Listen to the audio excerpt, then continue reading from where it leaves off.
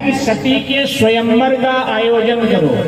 स्वयंवर का अर्थ होता है जहाँ कन्या स्वयं समाज के साथ में अपने वर को स्वीकार कर ले, अपने वर का चयन कर ले। प्राचीन काल में उसको नाम दिया गया था स्वयंवर। और राजघरानों में लगभग स्वयंवर हुआ करता था, जहाँ कन्याएं स्व इच्छा से समाज के सामने अपने वर का चुनाव कर लेती थी।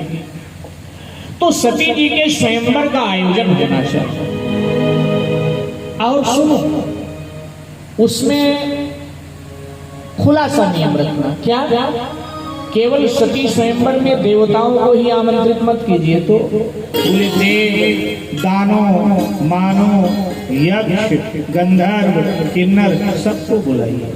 अब जब सभी प्रकार के राजकुमार आएंगे तो उनमें से कोई तो सती को पसंद आएगा ना, और जिसके गले में वरमाला डाल दे, आंख बंद करके उसके साथ उसका विवाह। शिव के मत। दक्ष ने कहा ये बात तो ठीक है, बात जच गई। और दक्ष ने गंगा के तट पर विशाल स्वयंवर मंडप की रचना कराई और सभी को आमंत्रण दिया। देव, दानव, मानव, यक्ष, गंधर्व, किन्नर सब स्वयंवर मंडप में पधारे हैं, सब स्वयंवर मंडप में आए हैं। मेरे भाई बहन, शिव जी को नहीं बुलाया गया। सब यथोचित आसन पर आ करके विराजमान हो गए। और इधर जब समय हुआ तो सती जी का सखियों ने श्रृंगार किया है। सती जी के हाथ में वरमाला है। मंगलाचार गाती हुई सखियां स्वयंवर मंडप में आई और सती जी से कहा कि राजकुमारी जी, अब इतने राजकुमार बैठे हैं, अपने वर का चयन करो। वरमाला लिए हुए सती जी सब तरफ घूम रही हैं, क्योंकि सती जी की दृष्टि शिव जी को तलाश रही है। मेरे भोलेनाथ कहाँ? भोले बाबा को तलाश। लेकिन पूरे स्वयंवर मंडप को सती जी ने छान मारा, लेकिन कहीं भी उन्हें शिव जी का दर्शन जब नहीं हुआ तो उदास, हताश, निराश सती जी आई और आकर के सती जी दक्ष के सिंहासन के पास खड़ी हुई। दक्ष के आंखें आज पुनः लाल लाल हो गई। दक्ष ने कहा, सती क्या हुआ? इन राजकुमारों में से कोई भी तुझे तेरे योग्य नहीं लग रहा। सती जी ने कहा, इस अखिल ब्रह्मांड में मैं जिसके योग्य हूँ और जो मेरे योग्य है वो एक ही व्यक्तित्व है और उसका नाम है भगवान शिव। और उन्हें आपने बुलाया ही नहीं। और जब उन्हें बुलाया नहीं तो फिर इस स्वयंवर का अर्थ ही क्या रहा? क्योंकि स्वयंवर का तो अर्थ स्वयं कन्या अपनी इच्छा से वर का चुनाव करे। और मैंने तो बहुत पहले आपके सामने घोषणा कर दिया था कि मैंने वर का चुनाव कर लिया है, और जिसका मैंने चुनाव किया उसे बुलाया नहीं गया, बुलाया गया है उसे।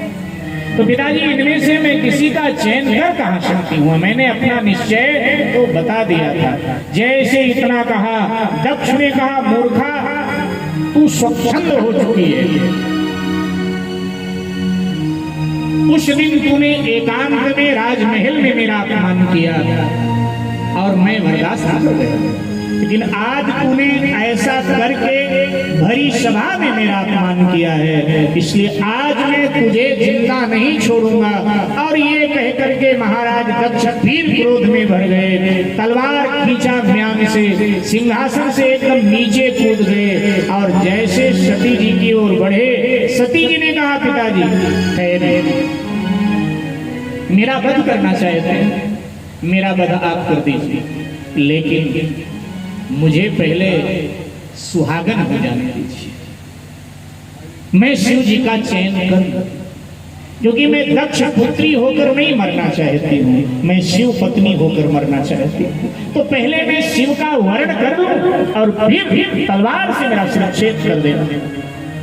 दक्ष ने कहा, मूर्खा, मेरे भय के मारे शिव इस सभा में आ नहीं सकता। कहीं किसी पर्वत की कंदराओं में छुपा होगा, अथवा भूत प्रेतों की टोली में घूम रहा होगा, अथवा शमशान में बैठा हुआ शमशान की राख शरीर में लगा रहा होगा। ओ यहाँ कैसे आ सकता है?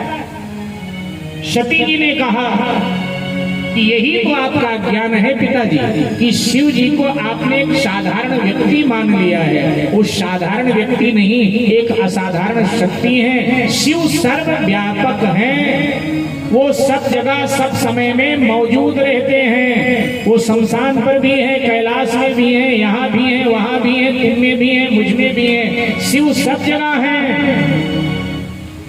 तो कहा सब जगह है तो दिखाई क्यों नहीं देता? बिल्कुल हमारा आपका प्रश्न किया दक्ष ने, अगर शिव सब जगह है तो दिखाई क्यों नहीं देता? तो सती जी ने कहा कि वो ज्ञान और वैराग्य की आंखों से दिखाई देते हैं। जब आंखों में ज्ञान आता है, वैराग्य आता है, तब शिव दिखाई देते हैं। और जब अहंकार आता है हृदय में, तब शिव दिखाई नहीं देते हैं। ज्ञान वैराग्य की आंखों से शिव जी हमेशा दिखाई देते हैं।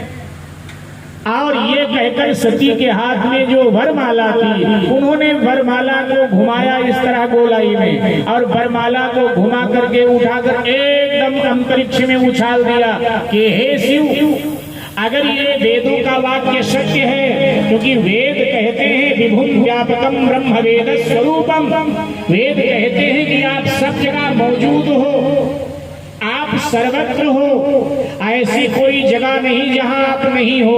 तो अगर ये वेद का वाक्य सत्य है तो मेरी ये वरमाला आप स्वीकार करें और मुझे पत्नी के रूप में आप स्वीकार करें। ये कहकर जैसे वरमाला को आकाश में उछाला तो मेरे भाई बहन घटना क्या घटी? सन्नाटा सा छा गया और सभा मध्य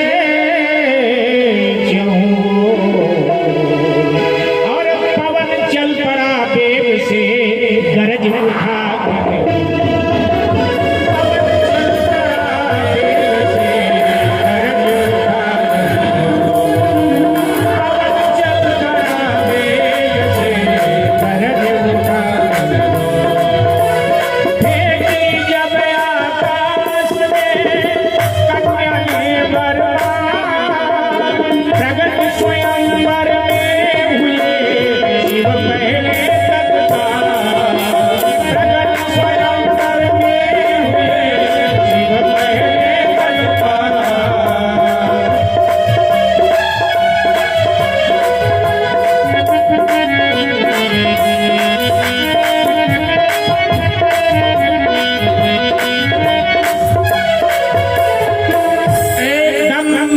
सभा में सन्नाटा छा गया और कुछ देर तक सन्नाटा रहा और अब अचानक आकाश में घन गर्जन हुआ और तीव्र गति से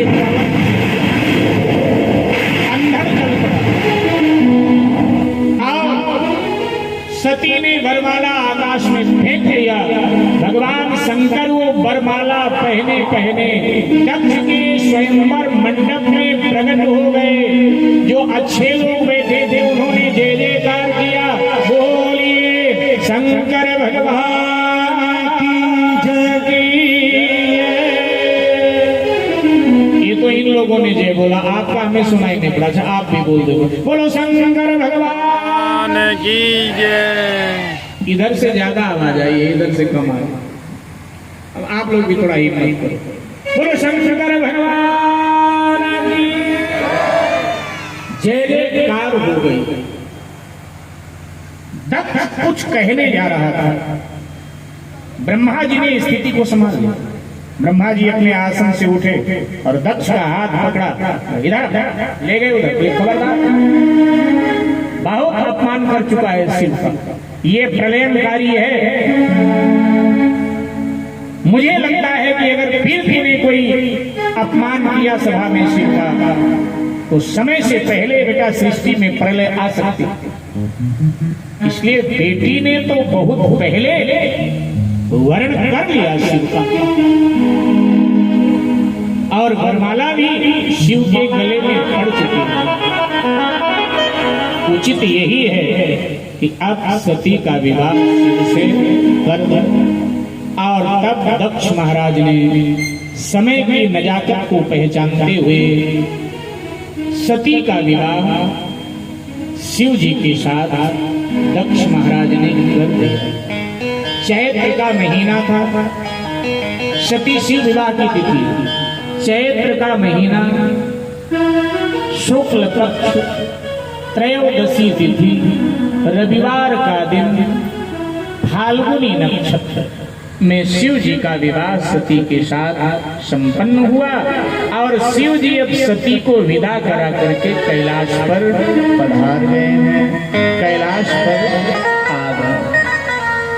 मेरे भाई बहन, शिव सती का गृहस्थ जीवन प्रारंभ होता, धीरे धीरे समय आगे बढ़ा। आगे की घटना का जिक्र हम करें उससे पहले कुछ देर के लिए हरि नाम का आश्रय लेते हैं। वैसे आज स्वतंत्रता दिवस है, 15 अगस्त है, तो मैं चाहूंगा कि एक राष्ट्रीय गीत भी हो जाए व्यासपीठ से। तो राष्ट्रीय गीत हो, उसके पहले जय जयकार करेंगे, बोलिए भारत माता की जय। थोड़ा दम लगा के भारत माता की। 15 अगस्त एक महात्मा जी बता रहे थे कि 1947 14 अगस्त की रात को ही अंग्रेज सब बोरिया बिस्तर बांध बांध कर कोई रेलवे स्टेशन पर, कोई एयरपोर्ट पर सब भागने लगे, जाने लगे। तो जो भारत के गणमान्य नागरिक थे, संक्रांत लोग थे, उन्होंने कहा कि देखो, जब तुम्हारे लोग हमारे देश में उस समय आए थे तो हमारे पूर्वजों ने उनका स्वागत सम्मान किया था, क्योंकि यहाँ की परंपरा है अतिथि का स्वागत करते हैं। तो अब आप लोग जा रहे हो, ऐसे क्यों भाग रहे हो चोरों की तरह? रुकिए, कल हम सब स्वागत समारोह करेंगे, तुम सबका सम्मान करेंगे, फिर तुम्हें विदाई देंगे, फिर जाना। अंग्रेजों ने कहा बिल्कुल कल नहीं, हम आज ही जाएंगे। बोले कल से क्या खतरा है?